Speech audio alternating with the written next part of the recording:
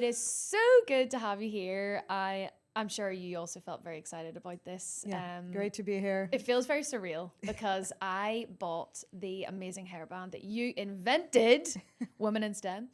How many years ago was that you... So that was almost 4 and a bit years ago. We started in late 2021 and have been building it, researching and doing all of those things since then. So it's a full circle moment. That's class. Why don't you tell me a little bit about your journey and how you got into neuroscience, and just give me a whistle-stop tour on the day in the life. Yeah, of course. So I was born and raised in Lithuania and then went to the US for my undergrad. So I went to Harvard, and there you didn't need to choose what you were studying right away. So I always knew I loved science and I loved things that, hopefully make the world a bit of a better place. And then over time, realized that my passion lies in the study of the brain, because the brain is actually the only organ that we understand so little. Everything else falls under biology, and then neuroscience has its own field. So I got really fascinated about that.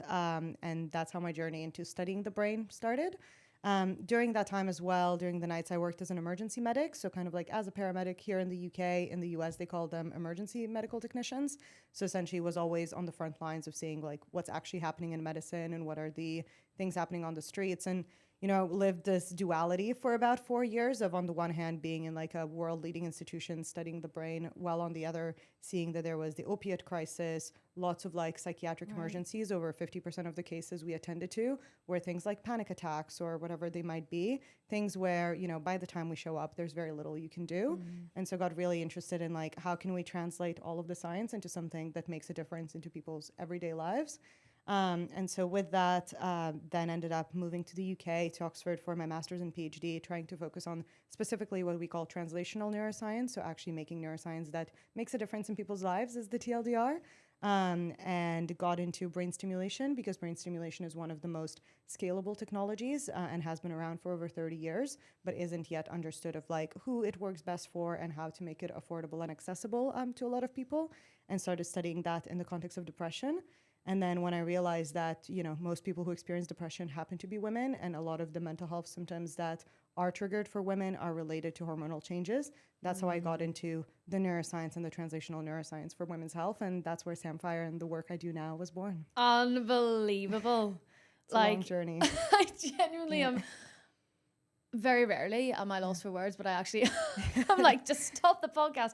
That is unbelievable. Like world-renowned universities, you clearly are incredibly talented, and you just do it all. I'm so proud to know you. To even be in this room with you is an honor. I mean, I'm always like, there's a lot of theoretical knowledge that you can get in a lot of those fields. But I think what I've been humbled about is that even in those amazing universities that I listed, and I had the privilege of studying and learning from the best, there's so little that is still known about women's health, and actually about making stuff that is translatable. Like it's not easy to run research, but you have a safe environment of running a study or something like that. When you try to make a difference in real people's lives, the data gets messy. Everyone's concerns are different. Everyone's needs are different. Everyone's circumstances are different.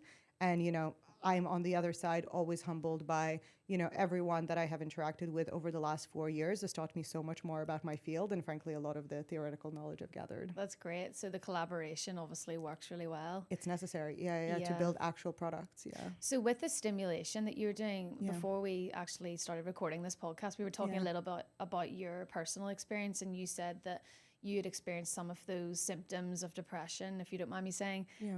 But then you thought, actually, do you know what? I've sort of sorted it myself through stimulation. And then I guess that's where the hairband came about. So tell me a little bit more about, did you actively just get electrodes and put them on your head, or were you safe? I mean, kids don't try this at home. But so I was a PhD student and was essentially working with people with depression. And so essentially, just to give you a sense of what my day-to-day looked like, is I would be reaching out to people, essentially putting up posters and whatever, and telling people if they want to take part in a study about depression to reach out to me. Then I would be screening them, so essentially assessing what their symptoms are, listening to their experiences, and then if they're good candidates, essentially going through a brain stimulation treatment, so specifically transcranial magnetic stimulation, which is a type of stimulation you can only get from a clinician or a researcher. So it's an in-person treatment in a clinic that that is actually relatively expensive, about £8,000 per like 10 sessions in the UK. Gosh. It's insane, but it is incredibly effective. I think they do give that to people on the NHS, and it looks like a big hairdryer thing Exactly. that they sit in. So yes. they do give that to people under the NHS if you failed multiple treatments. So essentially, like, you do need to try a lot of things. Victorian era. It is, but it is incredibly effective, Yeah. and we have refined it to be like, very well working. So I was essentially working on a novel generation of these types of technologies to essentially make them more refined, more effective, and quicker, and all of that. And so I would be speaking to depressed patients all the time, kind of interviewing them and then seeing whether our treatment made a difference. And then I noticed that at parts of the month, I would be talking to them, and the way they describe their symptoms is exactly the way I was feeling. And then at others, I'm like, this feels so foreign. Like, I don't even know what, this feeling of being sad and not with no reason might feel like, and et cetera. And then I realized it was linked to my menstrual cycle. And, again, I'm a trained neuroscientist. I've been studying biology, all of these field psychology for a very long time. And I didn't realize that a lot of my symptoms were connected to the menstrual cycle until I started seeing that duality. And then when I started seeing it, I realized that it was something like premenstrual syndrome. That was the best word I had for it. Obviously, eventually I learned about PMDD and things like that. But then I was like, okay, if the mechanism is that in depression, we know that there's an imbalance in the way that we manage emotional information for an extended period of time, it's likely that the same mechanism is happening in PMDD and PMS. And at the time, the research was very scarce. So I was like, cool, let me be test subject 0. Yes. And so, yeah, I did exactly that. I took a couple of electrodes. I mean, obviously, I knew a lot about the technology and things like that. And was like, let's see if it makes a difference. And it did. And that's when I, spoke to my would-be co-founder and was like, I think there's something here, because if I'm feeling this way, and I know so many friends who've complained about PMS to different degrees, then we have to look into it. And right around the time that we started talking about it, a couple of studies came out of Brazil, where we now collaborate with those researchers, that showed exactly that. Like, they showed an early evidence that if you stimulate those regions, you can get both mood as well as pain relief in a different region. And that's how Samphire was started. So it was kind of informed by what I was observing, but also by the fact that I couldn't get answers even in such a high resource setting. I was like, no one around me was an expert in PMDD or brain stimulation or how brain stimulation could apply to women and et cetera. And especially to do that in an at-home setting, because obviously you can't, like with your periods, you have them every single month. You can't go into the doctor every single month, like with a busy, lifestyle and most days and things.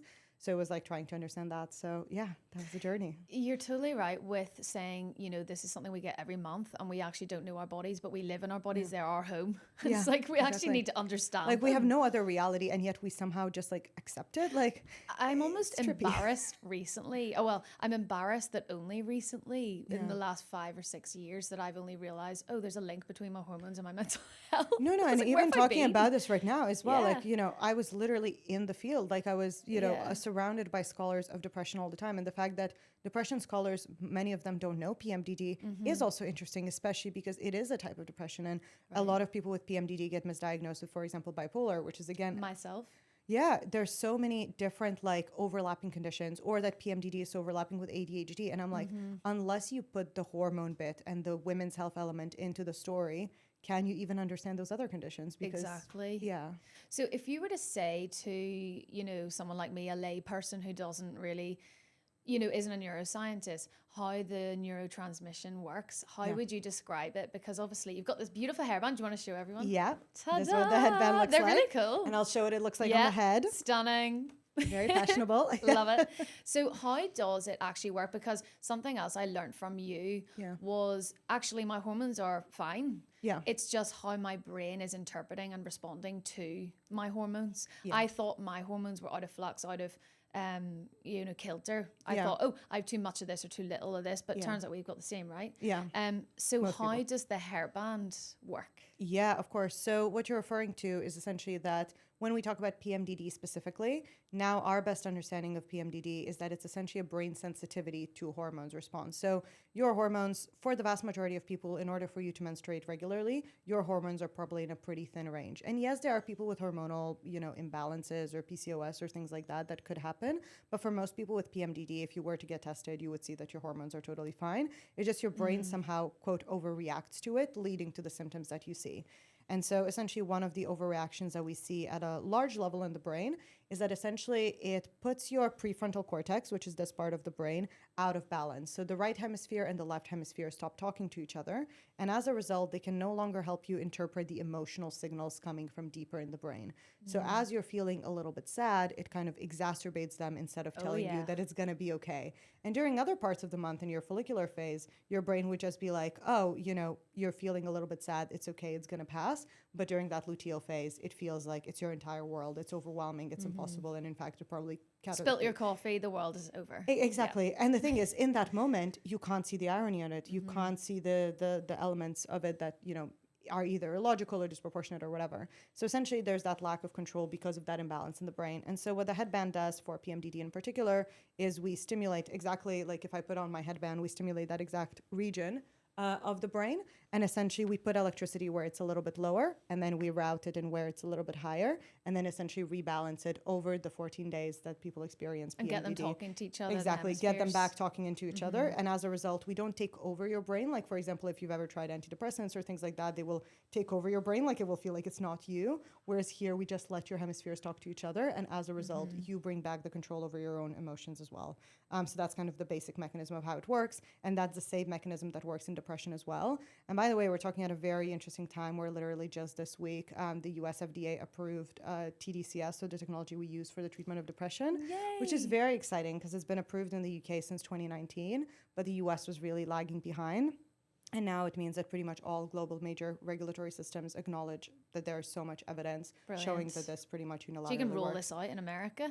Very soon, very soon. We do also have claims around pain, so we'll be the first ones to do that. But for mood, definitely. Yeah. That is class. Which is very, very exciting. So I actually, when I invested in the Nettle hairband, was a bit skeptical.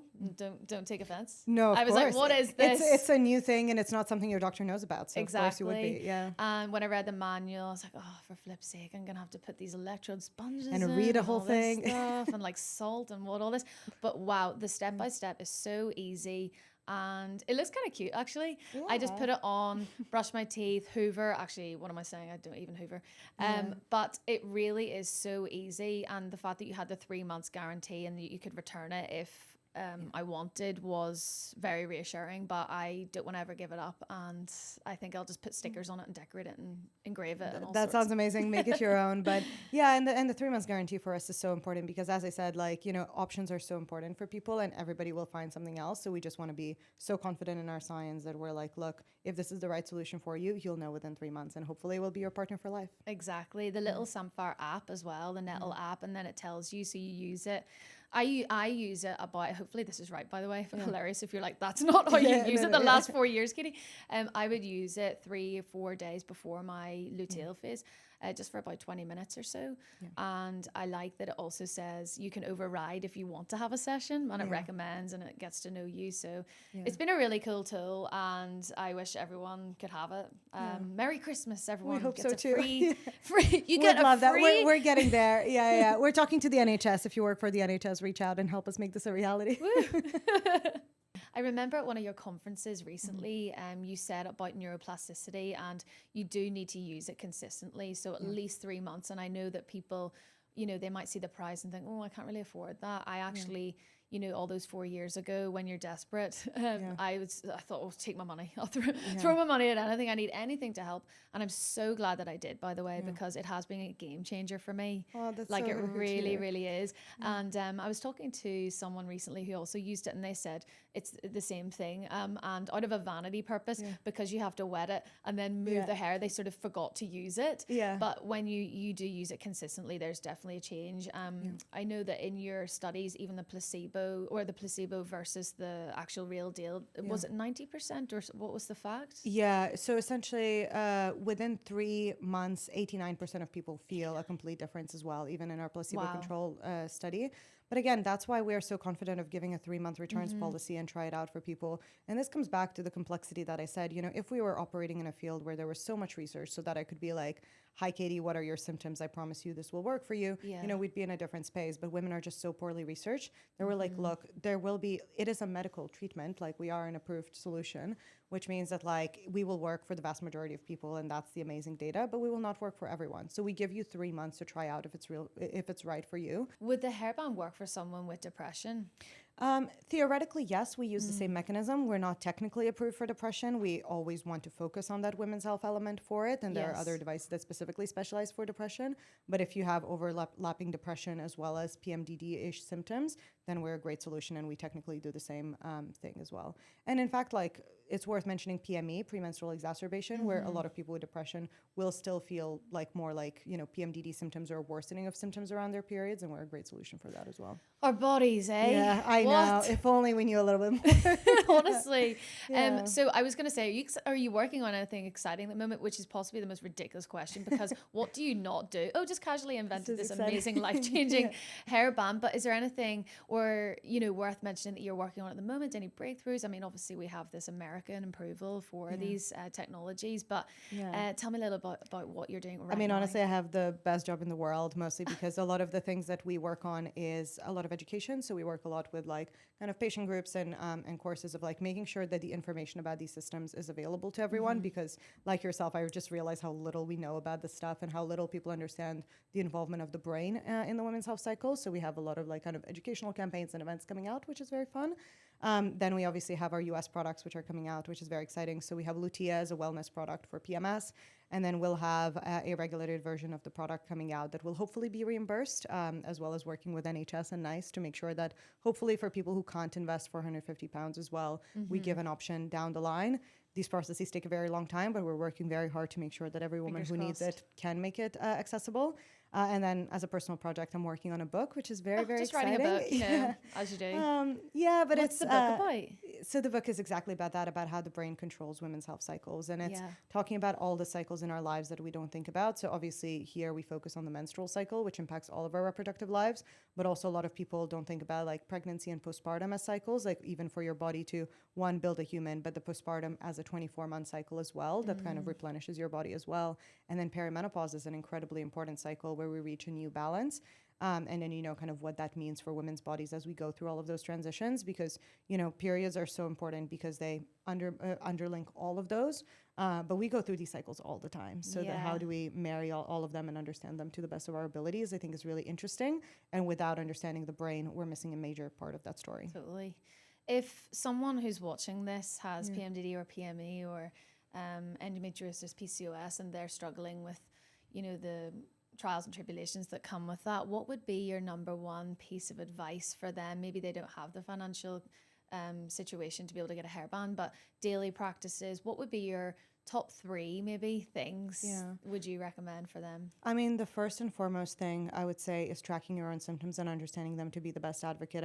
Both of us shared the story of like when we figured out our symptoms, or whatever. And I hear that from women all the time. It's laughable. Of like, no, exactly. It's just like we came from such a different standard. And one of the other things we have is the Samphire app, which was literally developed with patients and women just trying to understand their bodies better through a brain first perspective. And a big part of it is, kind of noting down the suspicions you have, but also just analyzing those patterns and understanding what they look like, because from that, everything will follow. Because it might be that you think it's very bad, but it actually only lasts for a day and that's not a big deal. And, it's something manageable for you. Or it could be that you think it's no big deal and turns out it's like half your life that you spend doing it.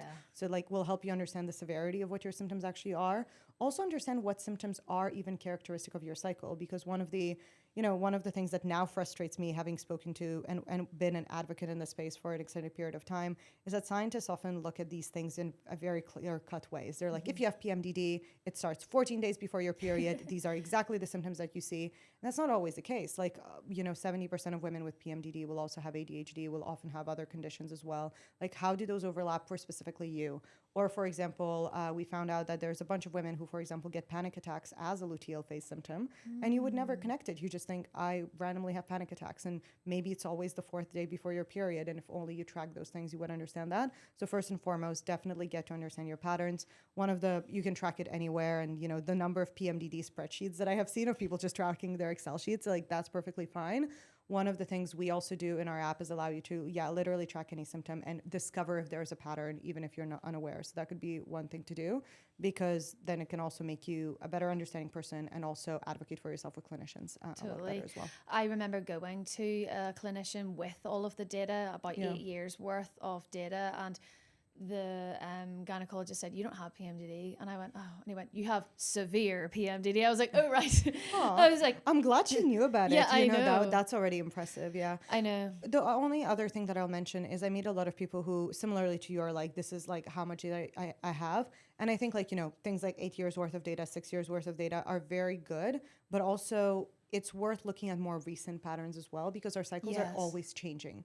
And I think that sometimes when you bring in a lot of data, which is totally fine and great, because it's obviously more data is usually better, but our cycles change as well. And for example, what we have learned is that with age, a lot of the mood symptoms tend to get worse, or like after pregnancies, a lot of the symptoms can get worse as well. So just because you only have like 6 months of data, that's also legitimate as well. Like our cycles change all the time. So just like notice like more the pattern and the insights and trends. That's a really good point, actually. I've noticed a shift in my menstrual cycle and mood. So it used to be by clockwork, almost 4 to 5 days before my period. That's when I feel it. But actually sometimes it sort of slips into the menstruation as well. And I know that, for example, they've been researching and have discovered there's subcategories of PMDD, and so they're probably referring to the work from Tori Eisel-Normol, who's a researcher in the US as well. So she's actually like at the forefront of identifying the subtypes of PMDD. And I think that's very worth looking into, because it's essentially that they realize that there's different timing patterns, but also severity patterns and symptom patterns as well. So yeah, definitely one to look into. Yeah. Brilliant. I remember when I was tracking, I even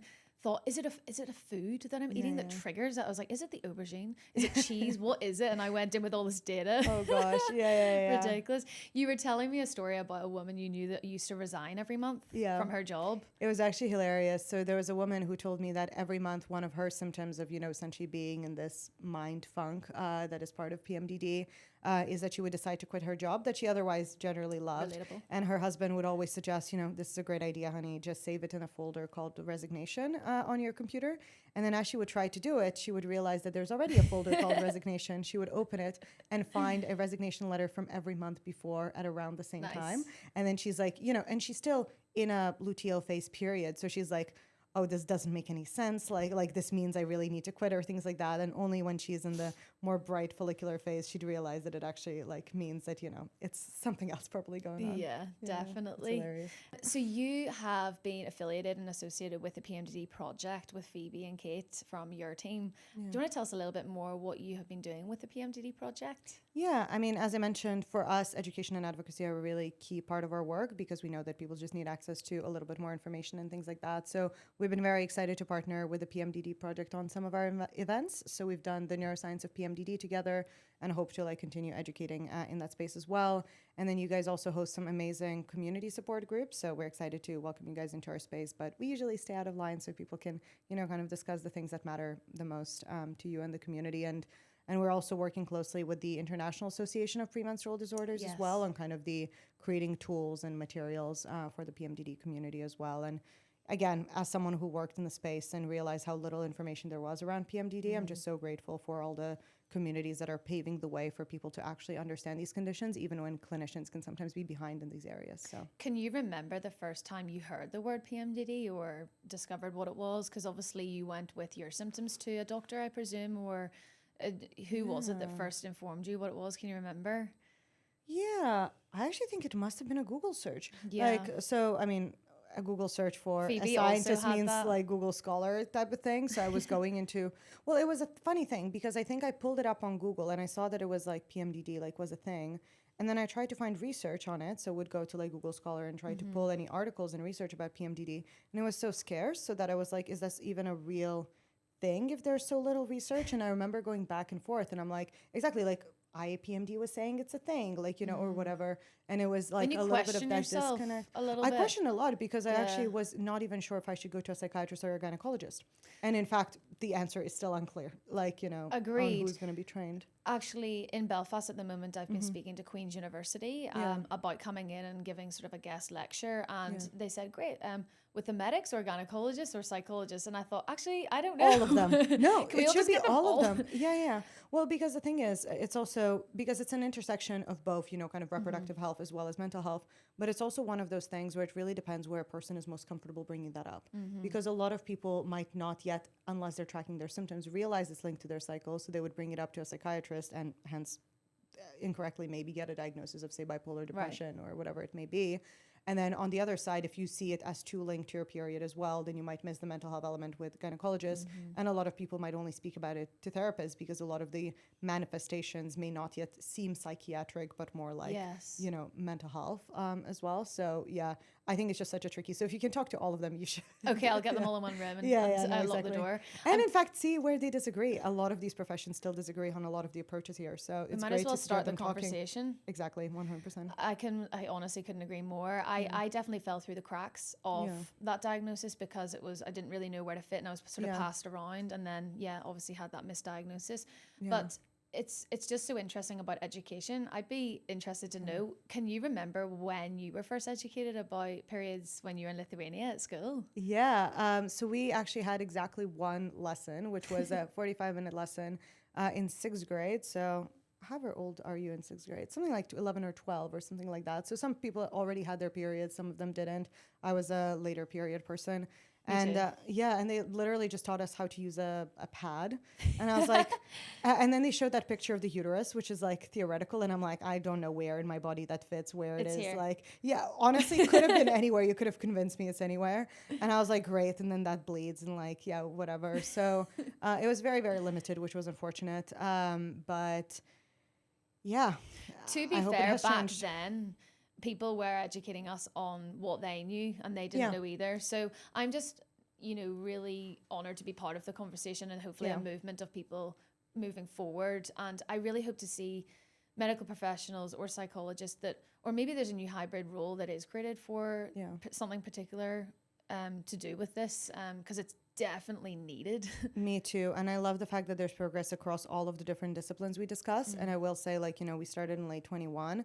Even since then, the conversation has shifted so much. And that's why, so much of our work has become educational, is because we understand that one thing is creating the science, but it can't exist in abstract. Like, people need to understand that, there's no one size fits all solution, that you need to understand your body first. And once you're empowered to do that, then we need to give you options.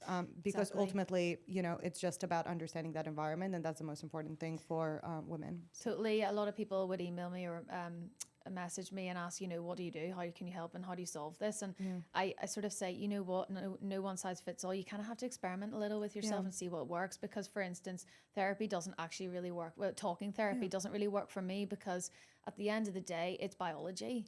And you can't really outthink biology sometimes. CBT helps, and knowing my cycle, knowing, okay, this will pass, is why tracking is essential. I agree. 100%. It's the number one. And it's also a combination. Like, one of the ways when we started working with a headband, it's like, one, the headband can help you, kind of strengthen those signals and override it. And for many people, that might be sufficient. But I would always recommend supplementing that with like talking therapy or anything, because, as the person quitting her job, like, maybe there is an actual problem with her job, and there's a reason that her PMDD manifests in quitting the job as opposed to divorcing her husband. Whereas for some people, it might be like breaking up with my boyfriend or something like that.